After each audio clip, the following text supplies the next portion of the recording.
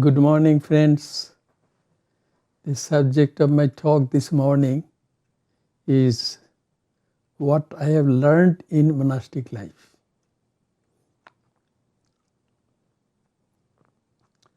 I have given several other talks on the same subject, but those who listen, some of them ask me to tell more about what I have learned in monastic life. That's why I am giving this talk this morning. What I have learned having been in the monastic life, and I have been in monastic life for more than 63 years. And what I have learned in this life is that one should love one's brother monks. It was Swami Premishananda, a very elderly and saintly Swami of our order. He taught me, just after I had joined the monastic order, he taught me that for a monk of the Ramakrishna Order, his family is the entire humankind. And who is the Lord of the family? God. Master of the family. Swami Premishananda taught that to me. So no matter where I go, I am in my family.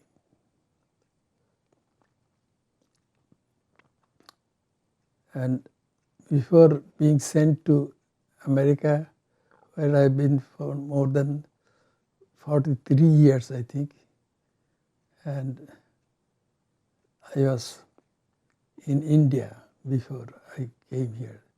I was in India and I spent 12 hours at our headquarters of the Ramakrishna Order, which is in a place called Belur. It is known as Belur Math. So I was in Belur Math for 12 years. There I got to see many retired elderly monks who were staying there, and having associated with them, I felt that if there is heaven on earth, then that is where the heaven was, in Belur Math. The brother monks were so wonderful. So I was then a young monk. I had to work at the office of our headquarters in Belur Math. And at that time, I stayed in a building where many other monks also stayed. Most of them are retired monks and elderly monks. Some in their 70s, some even close to 80 or more higher. And so I would try to serve them a little. In spite of their initial protestations, they would not like to take service first, because they had become monks to serve others. But still, they permitted me to serve them, give them some personal service, no matter how little. And they loved me with all their hearts and souls. I could feel it.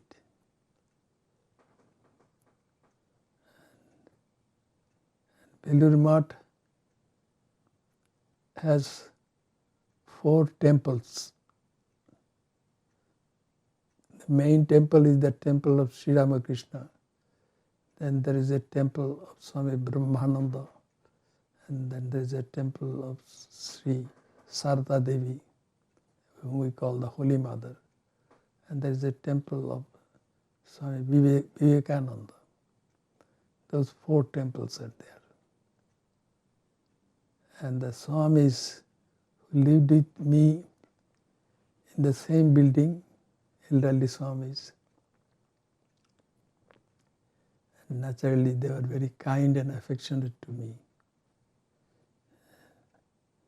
And when I'd be working at the headquarters office, then they would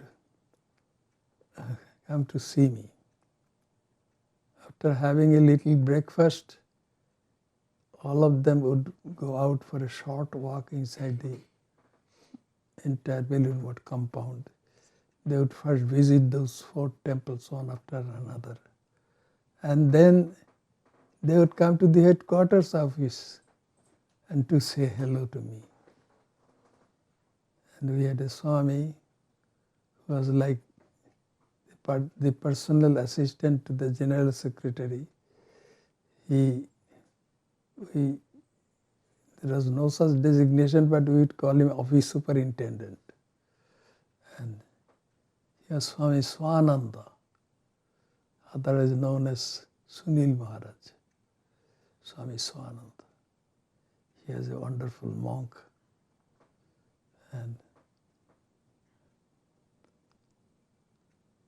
when those elderly Swamis would come to say hello to me, come to the office to say hello to me, then Swami Swananda would say, Jyoti Maharaj, because I am called Jyoti Maharaj by the senior monks.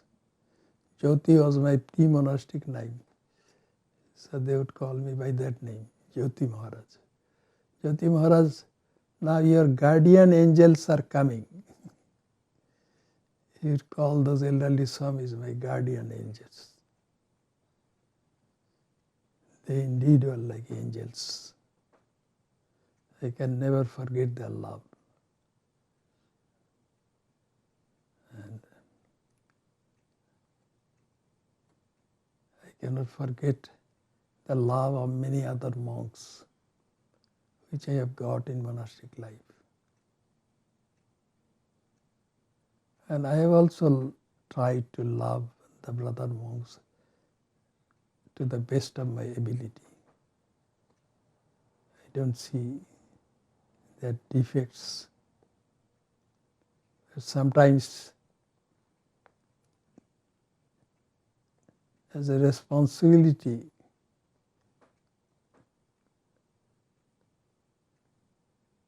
to the order, so to say, I had to say things to the junior monks to discipline them.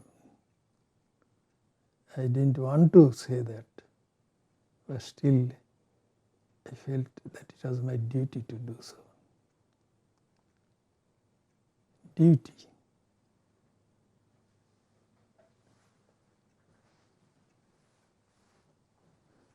Yes, Gambhirananda Swami was our General Secretary. Later on he became President of our order. But he was very conscious of his duty to the monastic order. Once a relatively young monk came, he was a Swami. He came from our center, as far as I remember, which was Kamarpukur Center. And he came to the headquarters. And Swami Gambhirananda asked him, why have you come? Then he said, I have come away from that center. I don't want to stay there. Please post me elsewhere. Swami Gambhirananda said, have you got the permission of the Swami in charge of your center to come here? He said, no, I didn't ask him. And hearing that, Swami Gambhirananda became very stern. He said, you didn't take his permission to come here? Well, you have to immediately go back to Kamarpukur. And if you don't go back to that center, then you will be outside the monastic order. And the monk, after getting that scolding, gradually went out. And then he went to Calcutta, where he was respected a senior brother monk. And that monk also advised him to go back to Kamarpur. So he went back.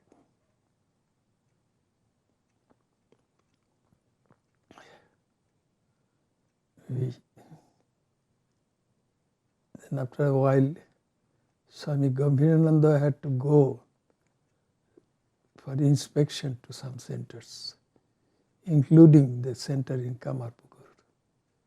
And he asked me to go along with him in case the accounts of the centers had to be audited or something. I had audit experience in pre-monastic life. That's why he asked me to do that. So he and I went to Kamarpur Center.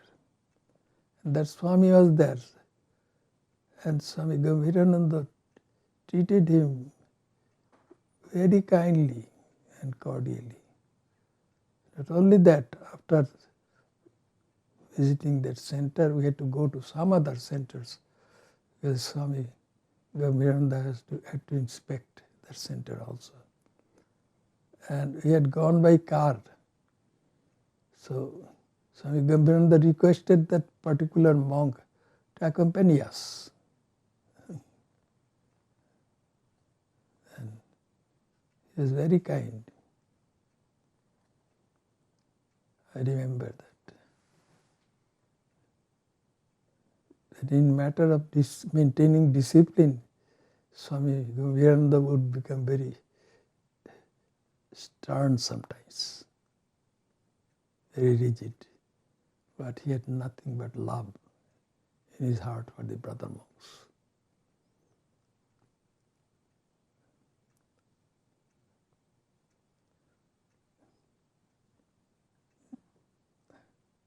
Loving the brother monks. That lesson I learned from my guru, Swami Vishuddhanandaji.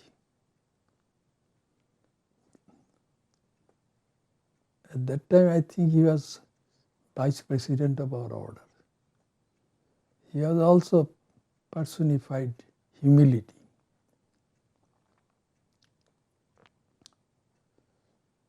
I have heard that at one time, only our president would give initiation to devotees, spiritual initiation. But Swami Shankarananda was the president at that time. He had become quite elderly and his health was also not that good.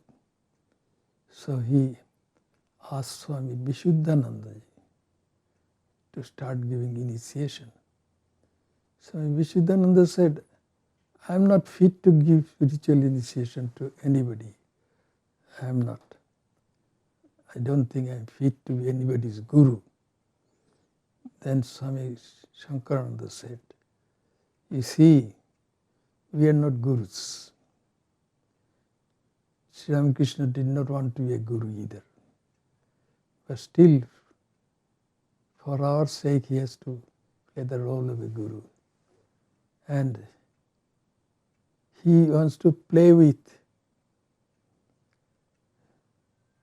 kana kori. That is an expression he used, because that was the lowest denomination of currency in ancient India. Kori means a seashell. That was, as a coin, it has the lowest denomination. But had it developed a hole in it, then it would be useless. So he said, he wants to play with kana koris like us. Hearing that, Swami Vishuddhananda agreed, and he would give initiation.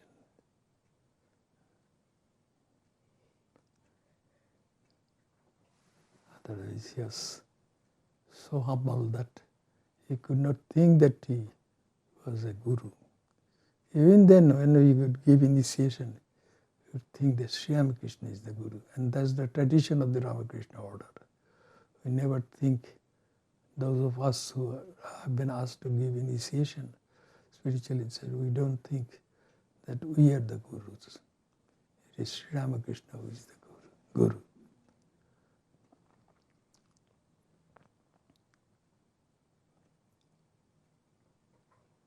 And Swami Vishuddhananda had nothing but love for other brother monks. Before becoming a monk, or before joining the Ramakrishna Order of monks, as a government auditor. And Swami Vishuddhananda happened to visit the city called Guwahati at that time. And I also happened to visit that as part of my tour. But by that time I had the intention to, the wish to join the Ramakrishna Order. But some hesitation came to my mind. I thought, this Ramakrishna Order is a spiritually exalted order. And those great saints, super saints, like Swami Vivekananda, Swami Brahmananda and others, they were in this order. Am I fit to be in such an order? I'm an ordinary soul, I thought. Then I happened to visit Swami Vishuddhananda and saluted him, wearing my suit and everything. And because I had to wear suits at that time as an auditor. And then I told him, am I fit to join this wonderful spiritual order? Then he said, he encouraged me, he said, why not? You will succeed. And that evening he had to give a talk at the Guwahati Ashrama. And those centers are called ashramas in India. And at that time he spoke for, I don't exactly remember, maybe half an hour or 40 minutes. And he gave a talk. I felt like that talk was addressed to me. He was so kind.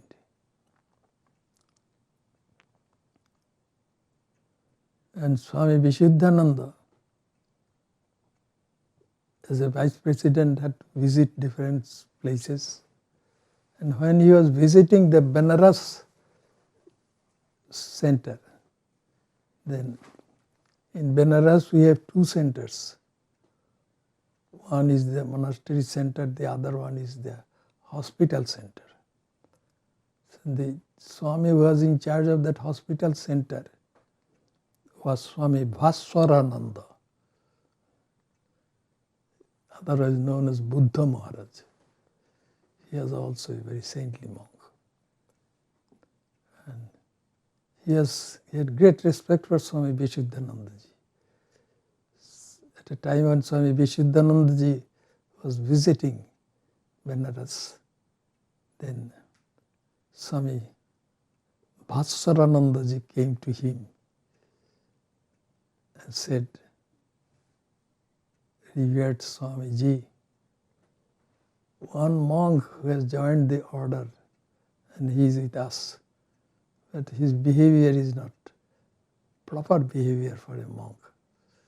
So I think he should go home, but I want to get your permission also. Then Swami Vishuddhanandaji said to Swami Bhaskarananda, you see, we have come to the monastic order out of our love for Sri Ramakrishna. He also must have come for that reason. Let him stay.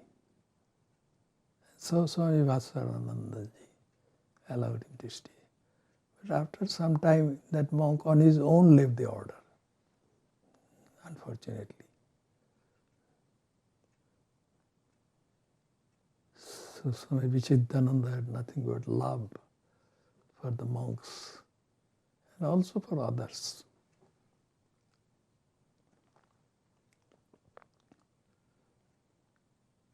I just told you that I lived in a house where other elderly monks lived. and in Belur Math. And then there was Gangacharan Maharaj, an elderly monk. He used to live there. He told me once, you see, I was lucky to live with a monk who had experienced divinity. But in our order, the monks don't speak about their own spiritual life, their achievements, they're quite reticent about that. They don't talk about their own spiritual experiences normally. So I asked, who is that monk who has experienced God? I said, he is Swami Vishuddhananda, he told me. And Gangacharan Maharaj said, his other name was, I think, Vidyahananda. Then he said he was with Swami Vishuddhananda in the Morabadi Ashrama in Ranchi city in Bihar for a few years. At that time he had heard that Swami Vishuddhananda ji had experienced God. So once in the evening monastic class, they asked him, Maharaj, have you really experienced God? He didn't want to say anything.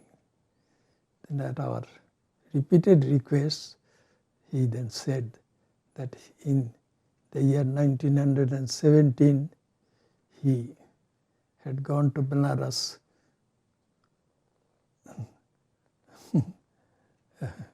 with Swami Madhavananda, who later on became our president also. And they went there to perform spiritual austerities. At that time, Swami Vishuddhananda suddenly felt that he should go to that place of pilgrimage called Chitrakut Hill. It is quite close to Benares. He wanted to go there because Saint Tulsidas had the vision of God there. So he wanted to go there. And that was 1917, according to Gangacharan Maharaj. And then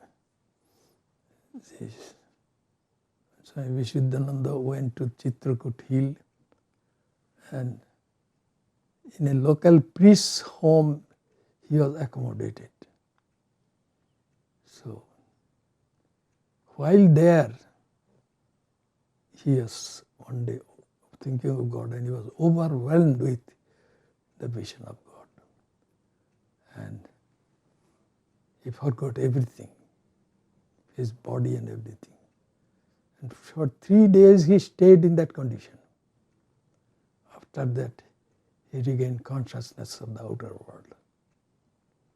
So that is the story. Swami Gangacharan Maharaj, Swami Vidyahananda told me that story. He didn't know that Swami Vishuddhananda was my guru, but I was very grateful that he told that.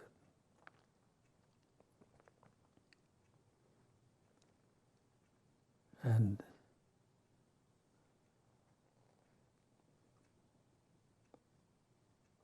Swami Vishuddhananda, when he was in Morabadi Center, he developed a little bit of stomach ulcer. So the doctors asked him to drink a little milk, but the finances of the center was not too good. So only very little milk could be bought for him. Other monks would not get to drink milk. At that time, one Marwari merchant, he came to the center, Morabadi Center, and he said that he would like to make a gift of a milk cow to the monks, because that is considered very spiritually beneficial according to our tradition, I think. And So he wanted to give that. Then he talked to Swami Vishuddhananda first. Then Swami Vishuddhananda called the other monks and said, "This kind gentleman wants to give us a milk cow. But if we accept that gift, then you have to take care of that milk cow, and that will take several hours every day. And then as a result, you will not have enough time to do your spiritual practice." And Swami Vishuddhananda, according to Gangacharan Maharaj, used to spend a lot of time in the shrine. So then he said, you will get to drink milk, but you won't be able to do your spiritual practice that much. Which one do you want to? Which you prefer what? To do spiritual practice or to drink milk? And the monk said, "We don't want the cow. We would rather do our spiritual practice." So that's the instruction Swami Vishuddhananda gave. Then Swami Vishuddhananda said to that Marwari merchant, "Well, you see, they cannot take care of the cow. So you are a kind person, so if you want to give us every month a little money to buy milk, then that will be wonderful." But the Marwari merchant did not agree. So they had to go without milk.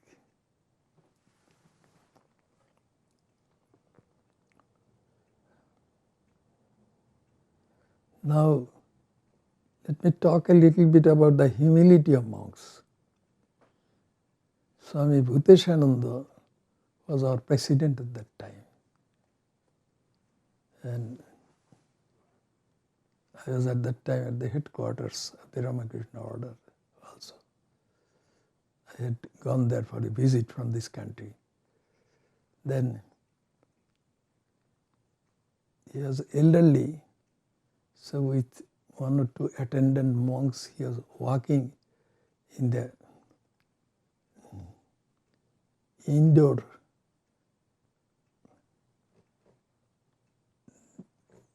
call it veranda, the veranda of that building where he was staying. And the veranda was fairly large, so he would walk there slowly. And then I happened to be present there one day, and he said, pointing to himself, "They call me the president, but I see that I am not at all any different from what I was as a monk in the Shillong Ashram 50 years ago." And Shillong Ashram, that is the city where I grew up, and I joined that order also eventually, joined the monastic order at the Shillong Ashram.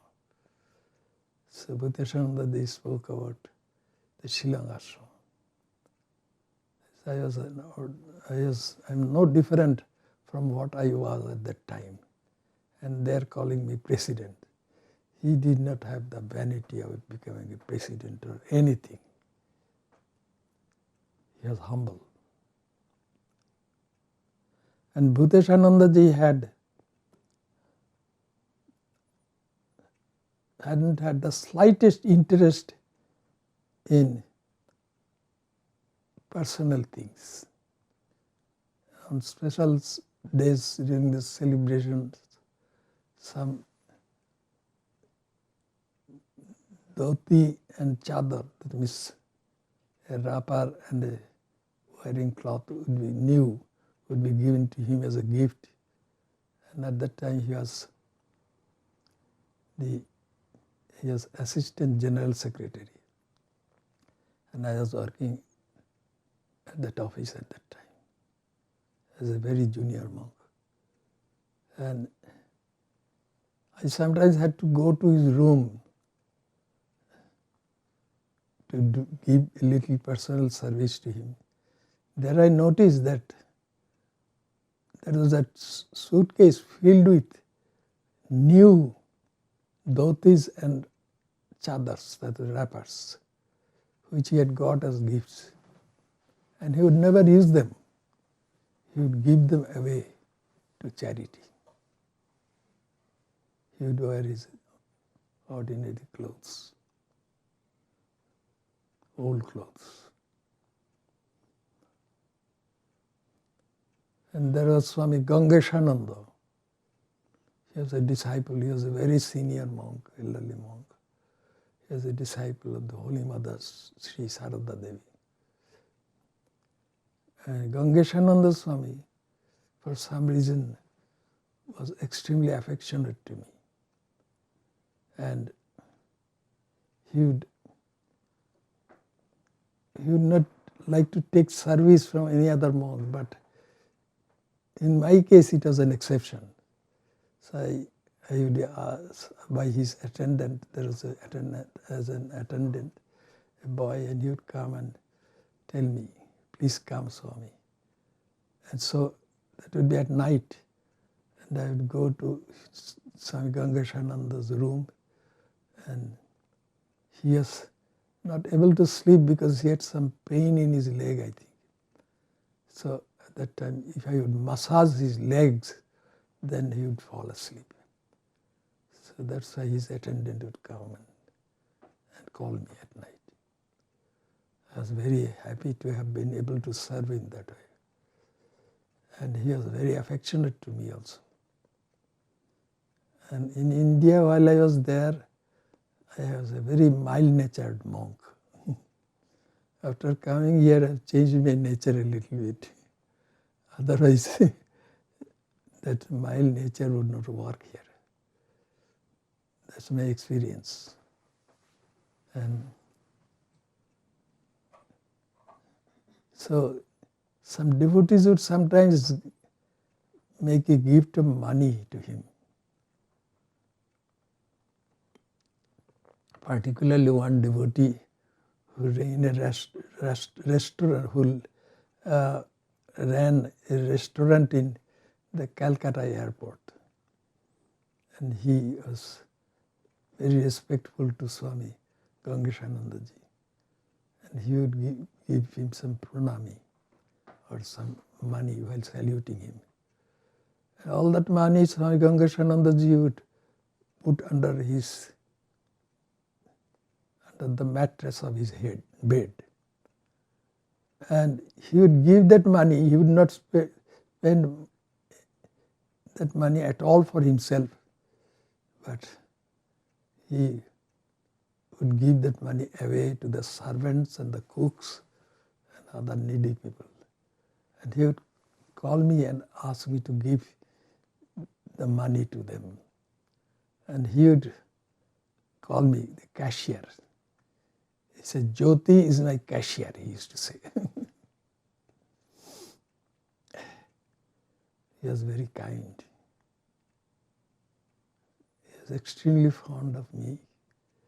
And he, seeing my mild nature, he said to me one day, you are too good a person. It will be very hard for you to survive in this world, he told me, out of affection. But by Sri Ramakrishna's grace, I have survived.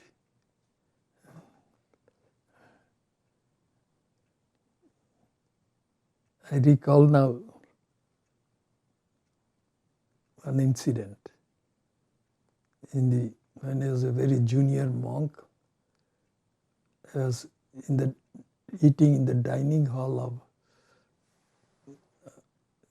the headquarters, Belur Math. And next to me sat an elderly Swami. His name was Vaidyananda Swami. I said to him, most probably at that time as a brahmachari or what, I don't exactly recollect, or a very junior monk. I said to Swami Vaidyananda, Maharaj, and we address Swamis there as Maharaj. Maharaj, Sri Ramakrishna used to have samadhi so many times during the day and night. And we are his children, spiritual children. Why don't you have samadhi even once? Then he told me, maybe some desire is obstructing that. Then I thought, what desire do I have? No, nothing important at all. Then I remembered that when I used to go to the library of our monastery in Belur, then I would sometimes glance at the National Geographic magazine, and there would be pictures of different countries there also. Then a passing thought would come that it wouldn't I used to see those places, but I knew that it was impossible.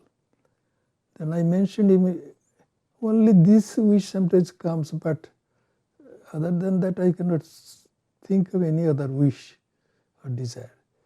Then Swami Vaidyananda said, yes, it is true. How many of us can go abroad and see those countries?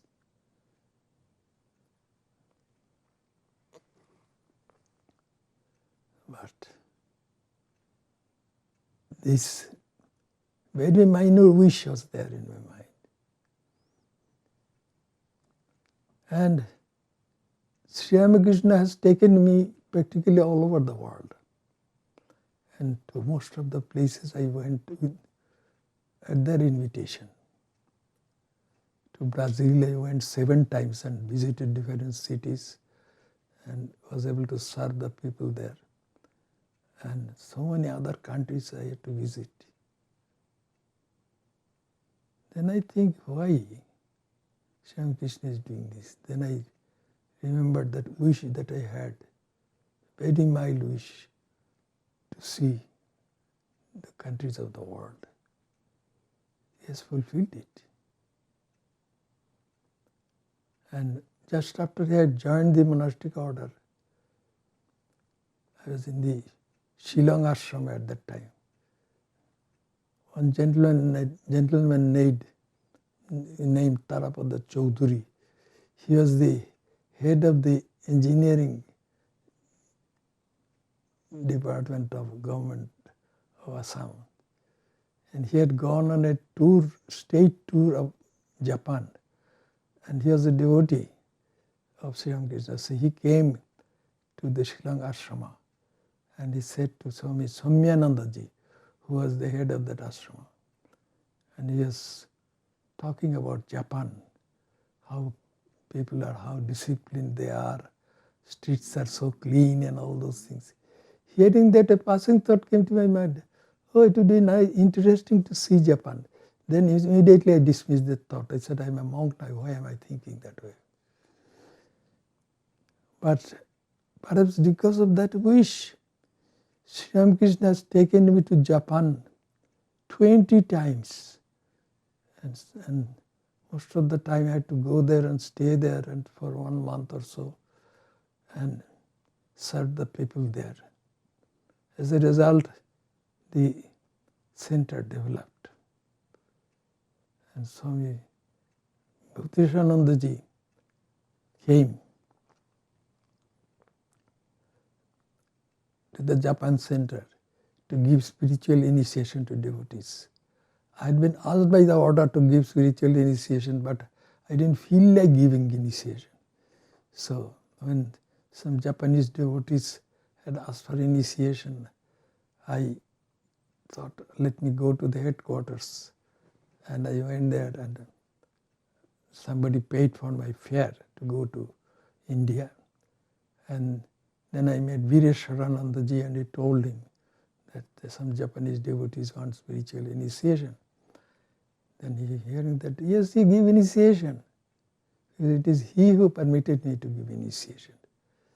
Then I said, but I feel that it is against my grain to give initiation. It will be wonderful if you can send someone else. So all right then.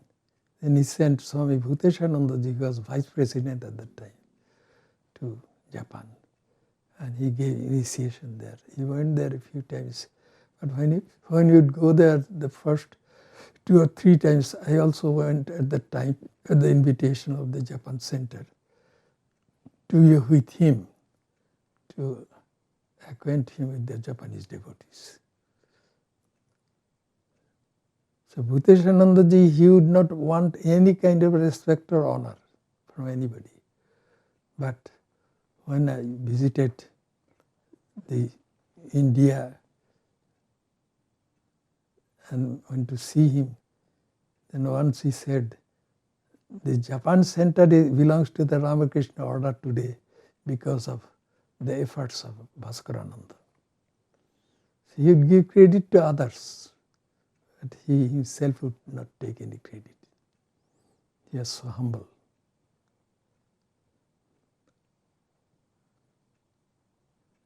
So humility of monks. Yes, we have to be humble. And I was surrounded by so many monks who are so humble.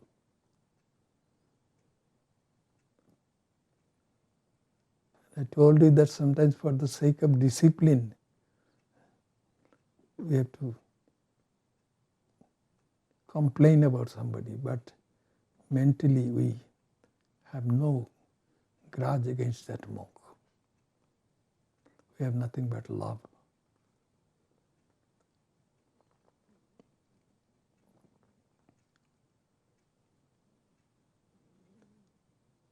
So this is the Ramakrishna Order. The order runs because of brotherly love between monks.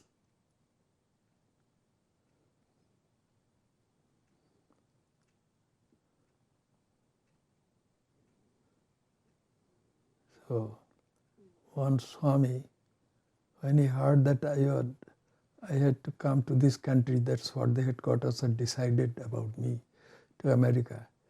Then he said, "You are going to America, we will miss you. But it will be like you are going to be banished there." But I didn't feel that way. Because as I have told you, Swami Bhaskarananda taught me that the entire world is my family. So this is my family also. And Sri Ramakrishna is present everywhere. It is He who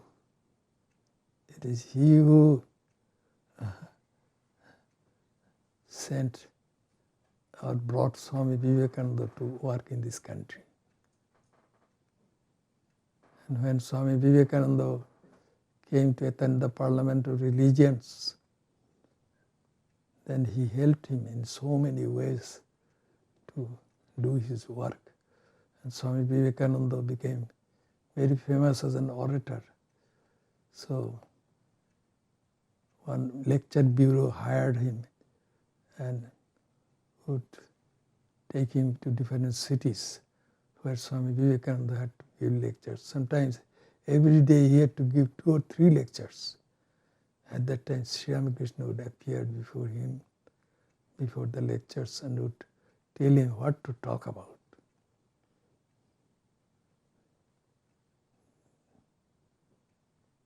So Sri Ramakrishna was there.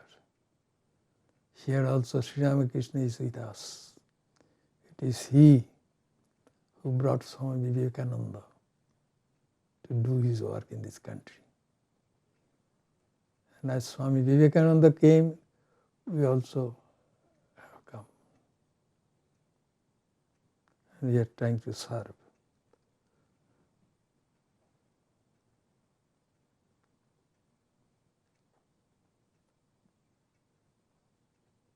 So, monastic life has been a blessing to me. I cannot even think of any other life.